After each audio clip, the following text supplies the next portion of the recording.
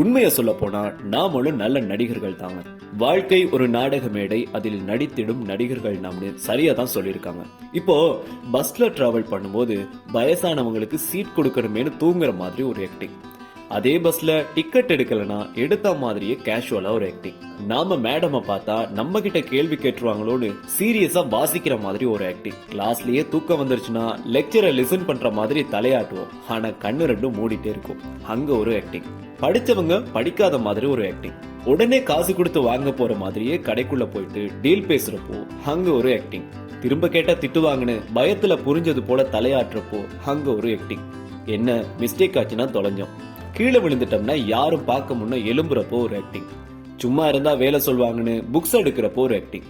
யாருனாலும் ஒரு ஸ்பான்சர் வந்து பேச ஆரம்பிச்சா மொத்த ஃபேமிலியும் போடுவாங்க ஒரு ஆக்டிங். அவசரப்பட்டு நல்ல விலை கொடுத்து வாங்கின ஒண்ணு எந்த யூஸுமே இல்லாம போச்சுன்னா அதை வச்சு ஒரு ஆக்டிங். இருக்கவங்க இல்லாத மாதிரியும் இல்லாதவங்க இருக்க மாதிரியும் ஒரு ஆக்டிங். உள்ள எழுதிட்டு வெளியில சிரிக்கிற மாதிரி ஒரு ஆக்டிங். இது எல்லாத்தையும் விட சரக்கு அடிச்சவங்க நாங்க ஸ்டடியா தான் இருக்கோம்னு காட்டுறதுக்காக பண்ணுவாங்க பாருங்க ஒரு ஆக்டிங், மஜாவா இருக்கும். இப்படி லைஃப்ல தினம் தினம் ஏதாவது ஒரு விஷயத்துக்காக நாடகம்னு ஒண்ணு நடந்துட்டு தாங்க இருக்கு. நாமளும் ஓயாம நடிச்சுட்டே தான் இருக்கோம்ல. அப்படி பார்க்க போனா நமக்கும் ஒஸ்கார் கிடைக்கணும்ல.